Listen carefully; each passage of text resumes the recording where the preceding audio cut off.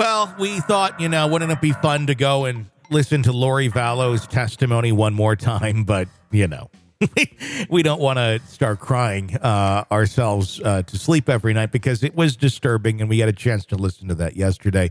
I've seen every which way breakdown of everything that she said by now. You probably have as well if you're following this.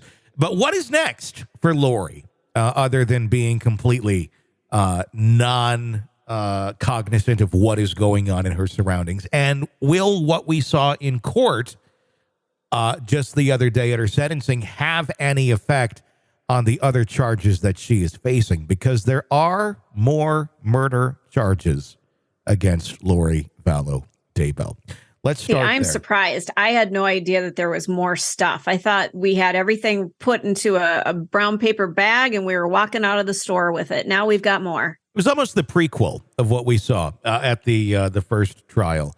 There's more. There's a lot more to come, as she's known as the Doomsday Mom. She's slated to face charges in now Arizona following the completion of her case in Idaho. The Maricopa County Attorney, Rachel Mitchell, announced her intent to file extradition papers for Daybell, who could return to Arizona before the year's end. The process is expected to take 3 to 4 months. Daybell's legal complications very far from over. Mitchell divulged she's facing 2 conspiracy cases. She's out of Gilbert for an attempted murder, and the other is out of Chandler for an actual murder. So those would be on top of the conviction she's already received out of Idaho.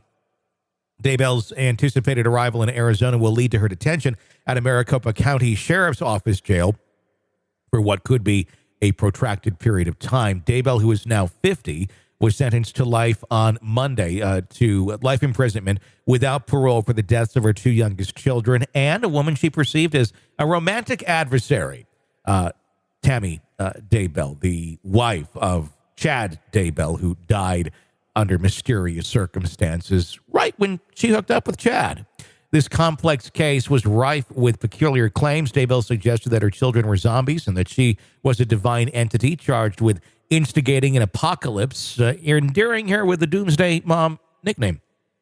In May, Daybell was declared guilty for the killings of her 2 youngest children, 7-year-old Joshua J.J. Vallow and 16-year-old Tylee Ryan, and for conspiring to murder Tammy Daybell, the previous wife of her 5th husband, Chad Daybell. Her husband now awaits his own trial on murder charges. He will be facing that next year. In Arizona, Daybell will face severe charges there. In 2021, a Maricopa County grand jury indicted her for conspiring to murder her 4th husband, Charles Vallow. This was not in her last case at all. Of course, Charles was brought up many times, and there was a lot of insinuation to his death and alleged murder, but this is where she's actually going to face the music on it. According to police reports, Alex Cox, Daybell's brother, shot and killed Charles Vallow in Chandler on July 11th of 19. Additionally, a second Arizona indictment released in May of this year charged Daybell with conspiring to murder Brandon Boudreau, her niece's ex-husband. Allegedly, Cox shot at Boudreau in Gilbert on October 2nd of 2019, but failed to hit him. Cox, who was never charged, died later that year due to what authorities deemed natural causes. I think that's another one that needs to be looked into if there's if there's still a body. You'll recall that was brought up in the trial, the being shot at. Brandon even testified to that in the case. Even though Daybell is already serving multiple life sentences in Idaho, Maricopa County is pressing forward with their cases against her. Mitchell justified this move by stating that it is a matter of securing justice for Daybell's purported victims in Arizona. If you're the loved one of the victims here or you're the victim here, you're entitled to justice as well. And so we're going to make sure that is done in these cases, Mitchell said. As Daybell's legal journey proceeds, it's becoming evident that she will continue to be subjected to the full force of the law. I think despite the multitude of charges already levied against her and her current mental state. With what we heard yesterday, her claiming that she's friends with Tammy Daybell, who she was charged and convicted of being a conspirer in her murder, that she's good friends with her good friend. They communicate from the grave. And Tammy has a very busy life up there. She has a lot of jobs, along with JJ and Tylee, who are also working quite a bit.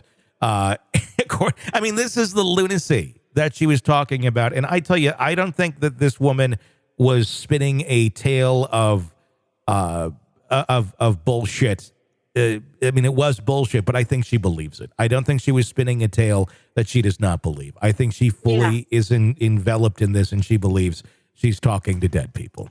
I feel like if you stuck a lie detector on her, it would show that she's telling the truth. It doesn't mean that what she's saying is factual, but like you said, she absolutely believes in her heart and in her brain that these people they've just moved on to another plane, and they've got jobs and they've got responsibilities and duties, and they're having just a gay old time wherever they are and whatever plane they're at. And they're hanging out with Jesus, and they're wearing robes and sandals and drinking wine. They're having a great old time right now. That's what she's probably believing.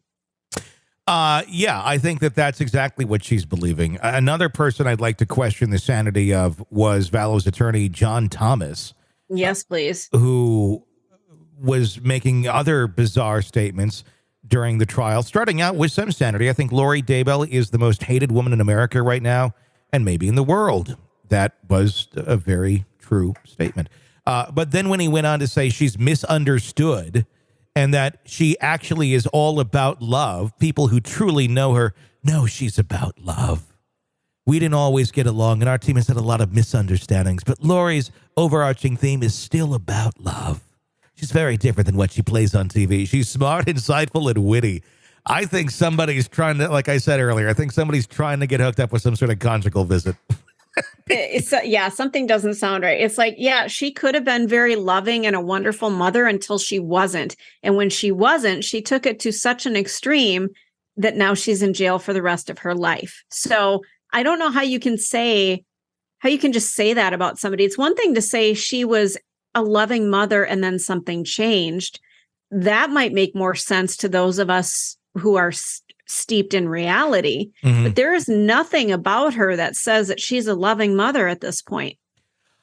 Nor has there been. It just seems just so far out there. I wonder if we can get John Thomas on the show.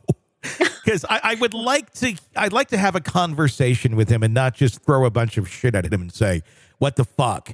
I would like to hear this explanation to his rant the other day.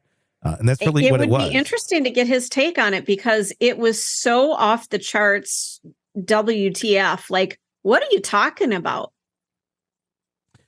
Exactly. I mean, there was so much more information there that needed to be there. We didn't need to learn about how he drove to work and this or that and took this job here. And it's like, get to the fucking point. But then when he did, it was like a love letter to Lori. Well, and he brought up MLK. I mean, no. Quoting MLK. No, that's when I flew back in my chair and went, no, no, do not take that man's name out of your face. It's not appropriate. Get it out of your mouth. It is not appropriate in this venue. Shame on you. I don't know who to look at as having the crazier statement at the sentencing hearing, Lori or him. Yeah. Because Lori, they both rivaled each other. It's like they sat down and wrote them together. It's like Lori, you already kind of knew if she was going to speak, it was going to be something like this. I didn't expect her to speak. That was the surprising part to I think everyone is the fact that she talked. But I think almost everyone assumed that if she were to talk, it was going to be something along those lines. And so she delivered pretty much what everyone was expecting, and maybe even a little bit more, because there's always that line of, really? With Lori Vallow Daybell? But the attorney, John Thomas, I don't know. I don't know. That one was just a little bit weird. A little bit too weird. I'm trying to look him up as we speak. I'm working on it, man, because I would like to know really what his thoughts are. Why does he feel that she's misunderstood? I want to take a dive in there and go, what do you see that we're not seeing? Because here's what we're seeing. What are you seeing? John Thomas, we have questions and you have answers. Let's talk. You're locked into the Hidden Killers podcast. Want more? Start binging on all of our true crime podcasts right now through Apple Podcasts and get an ad-free experience when you sign up to be a True Crime Today Premium Plus member, exclusively on Apple Podcasts. More of the Hidden Killers podcast, dropping soon. Press subscribe now.